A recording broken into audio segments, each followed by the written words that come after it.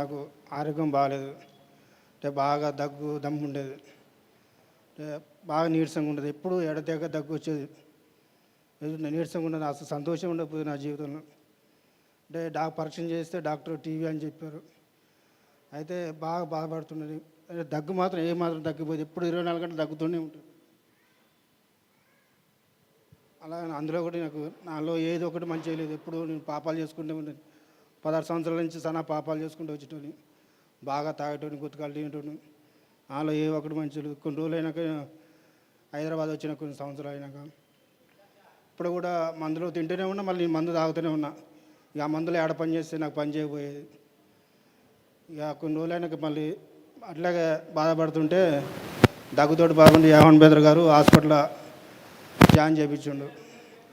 అది ఛాతీకి సంబంధించింది, ఊపిరితిత్తులకు సంబంధించింది. హాస్పిటల్లో జాయిన్ చేయించిండు.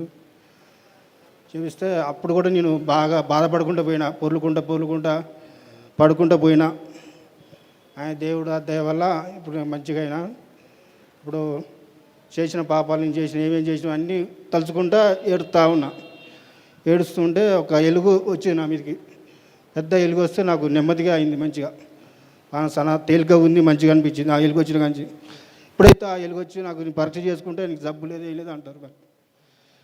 కానీ ఎన్నిసార్లు తెమడ పరీక్ష చేసుకుంటే నీకు జబ్బు లేదని అట్లా 10 సంవత్సరాలు చేయించుకుంటూ ఉంటున్నాను. లేదంటారు. దేవుడు మంచిగా చేసినందుకు దేవునికి కృతజ్ఞత స్తుతులు చెల్లిస్తున్నాను. చాలాసార్లు నేను దేవుని సార్లు చనుక్కునే తిట్టినా కానీ దేవుడు నన్ను ప్రేమించుండు. అన్న కూడా నాకు చాలా సాయం చేసిండు. యావన్ గారు 2 సార్లు 3 సార్లు నాకు ఒకసారి మెంటలు వచ్చినా కూడా అన్న నాకు జాయిన్ చేయించుండు. దమ్ముతోడు బాధపడుతున్నా కూడా అన్నే నాకు జాయిన్ చేయించుండు. ఇప్పుడు దేవుడు నాకు వాగ్దానం చేసింది అంటే కొంచెం నాకు ఇబ్బంది పడుతున్నా, ఏమో టెన్షన్ అవుతుంది అనుకోకండి. ఆ ఎలుగు రాముందుకు నాకు వాగ్దానం చేసింది ఏంటంటే, నీ రాబడి అంతటిలోని నీ చేతి పని ఏహో నేను ఆస్వాదించడానికి ఒక సైడ్ ఇచ్చిన వాగ్దానం చేసిండు. 2వ రోజుకు 23 కీర్తనలు ఇచ్చిన అనమాట. ఏహో నాకు కాపరి, నాకు లేమి కలగదు. అప్పటిదాకా చిరకాలం ఏహో మందిరంలో అక్కడ దాకా ఇచ్చిండు అనమాట. ఆ వాగ్దానం అంతా నాకు ఇచ్చారు. అదంతా నెరవేరింది. మళ్ళీ నేను సూత్రమైన మీరే గుర్తు చేయండి ప్రభా.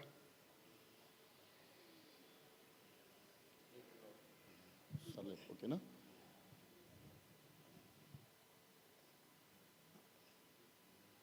2010లో నాకు ఎలుగు వచ్చిందండి. 2011 నేను ఇంటికి వచ్చిన.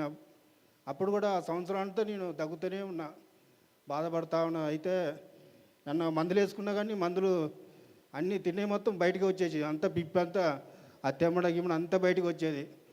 నేను రోజు 3 పూటలు కదా అన్నం తినేది. 2 పూటలు తినేది అన్నం నేను వాంతికే చేసుకునేది. పొద్దున్న తినేది వాంతికే చేసుకునేది, మధ్యాహ్నం తినేది వాంతికే చేసుకునేది. ఏమో సాయంత్రం తినేది నాకు ఒంటికి పట్టేది. అది కూడా నేను పాత చర్చి కాడ అన్న వాళ్ళ ఇంటి కాడ నిన్ను మందులు వేసుకుంటూ ఉంటే అన్నే వాంతి చేసుకునేది, ఆనకి ఎక్కిటోని. అన్న కూడా అదే ఇక్కడికి వచ్చి మందులు వేసుకొని ఇక్కడ వేసుకోరా, ఇక్కడ వాంతి చేసుకోని బయట ఇక్కడ చేయని అన్న చెప్పేవాడు నాకు. అన్న కూడా ఎన్నోసార్లు 2-3 సార్లు కూడా కోపడ్డగానే అన్న నాకు ఏమనలేదు. ఇక్కడ మందులు వేసుకో, ఇక్కడ చేసుకొని వాంతి చేసుకొని అన్న చెప్పిండు. అన్న కూడా మంచిగా ఉన్న ఇచ్చాడు. అన్న వందనాలు.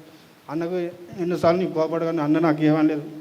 నిజాన్ని దేవుని ప్రేమ ఇట్లా ఉంటుందని చాలా సంతోషపడ్డా. సరే, ఓకేనా? దీనికి స్తోత్రం చేసుకుందాం. స్తోత్రం. ఓకే తమ్ముడు, థ్యాంక్ యూ. దేవుడు